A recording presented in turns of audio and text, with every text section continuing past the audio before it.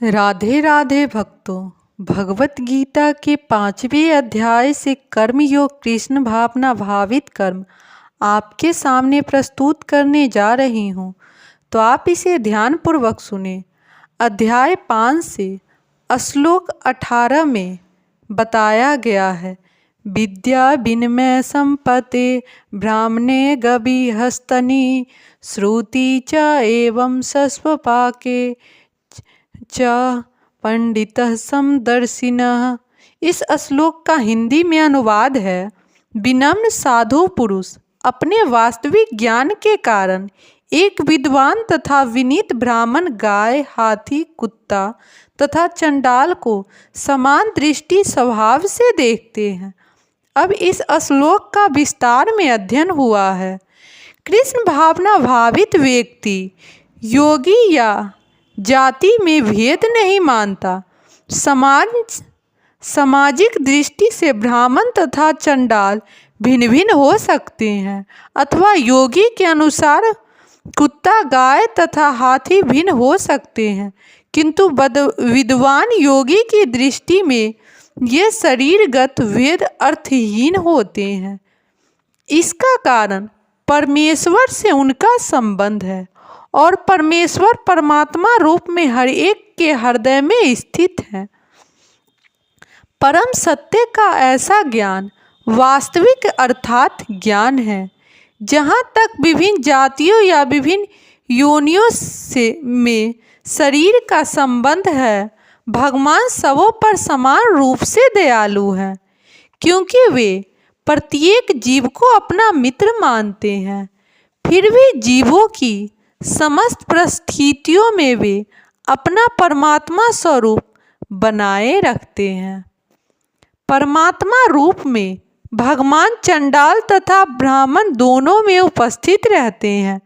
यद्यपि इन दोनों के शरीर एक से नहीं होते। शरीर तो प्रकृति के गुणों के द्वारा उत्पन्न हुए हैं, किंतु शरीर के भीतर आत्मा तथा परमात्मा समान आध्यात्मिक गुण वाले हैं। परंतु आत्मा तथा परमात्मा की यह मान्यता उन्हें मात्रात्मक दृष्टि से समान नहीं बनाती, क्योंकि व्यवस्थित आत्मा किसी विशेष शरीर में उपस्थित होती है, किंतु परमात्मा प्रत्येक शरीर में है। कृष्ण भावना भावित व्यक्ति को इसका पूर्ण ज्ञान होता है, इसीलिए वह सचमुच ही विद्वान तथा समदर्शी होता है। आत्मा तथा परमात्मा के लक्षण समान हैं, क्योंकि दोनों चेतन, शाश्वत तथा आनंदमय हैं। किंतु अंतर इतना ही है कि आत्मा शरीर चेतक, शाश्वत तथा आनंदमय है। किंतु अंतर इतना ही है कि आत्मा शरीर की सीमा के भीतर सचेत रहता है, जबकि परमात्मा सभी शरीरों में सचेत है। परमात्मा बिना किसी भेदभाव के सभी शरीरों में विद्यमान है।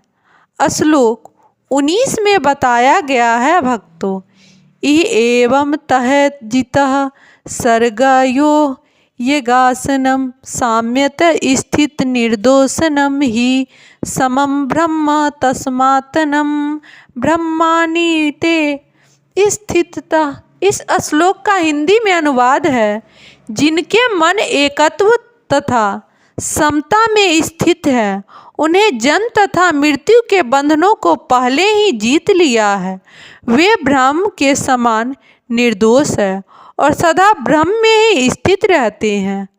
जैसा कि ऊपर कहा गया है, मानसिक समता आत्म साक्षात्कार का लक्षण है। जिन्होंने ऐसी अवस्था प्राप्त कर ली है, उन्हें भौतिक बंधनों पर, विशेषतः जन्म तथा मृत्यु पर विजय प्राप्त किए हुए मानना चाहिए।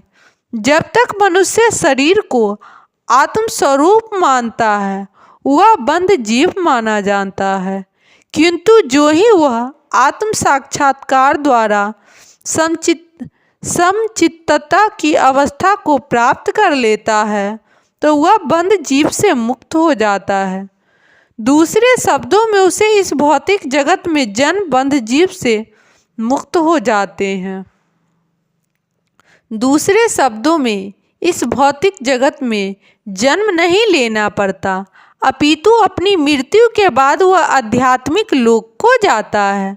भगवान निर्दोष है क्योंकि वे आसक्ति अथवा घृणा से रहित है। इसी प्रकार जब जीव आसक्ति अथवा घृणा से रहित होता है तो वह निर्दोष बन जाता है और वैकुंठ जाने का अधिकारी हो जाता है। ऐसे व्यक्तियों को पहले से ही मुक्त मानना चाहिए। उनके लक्षण आगे बताए गए हैं। श्लोक 20 में बताया गया है, न पश्यन्ते प्रियतम प्राप्यते उद्विजेतम प्राप्ते च अप्रियनम स्थिर बुद्धि असंभवुत ब्रह्मविद्या ब्रह्मानि स्थिता। इस श्लोक का हिंदी में अनुवाद है, भक्तों, जो न तो प्रिय वस्तु को पाकर हर्षित होता है न अप्रिय को पाकर विचलित होता है, जो स्थिर बुद्धि है, जो मोह रहित है और जो भगवत विद्या को जानने वाला है, वह पहले से ही ब्रह्मा में स्थित रहता है। अब इस श्लोक का विस्तार में अध्ययन हुआ है। यहाँ पर स्वरूप प्रसिद्ध व्यक्ति के लक्षण दिए गए हैं। पहला लक्षण यह है कि उसमें शरीर और आत्म तत्व के तात्म्य का भ्रम नहीं रहता। वह यह भली भांति जानता है कि मैं यह शरीर नहीं हूँ, अपितु भगवान का एक अंश हूँ। अतः कुछ प्राप्त होने पर न तो उसे प्रसन्नता होती है न शरीर की कुछ हानि होने पर शोक होता है। मन ही मन स्थिरता की भूल करके मोहग्रस्त होता है और न शरीर को अस्थायी मानकर आत्मा के अस्तित्व को ठुकराता है। इस ज्ञान के कारण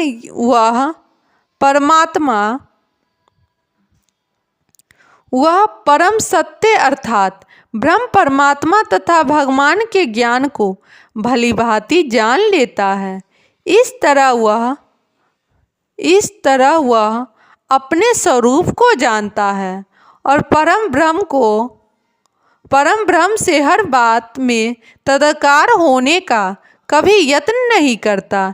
इसे ब्रह्म साक्षात्कार या आत्म साक्षात्कार कहते हैं।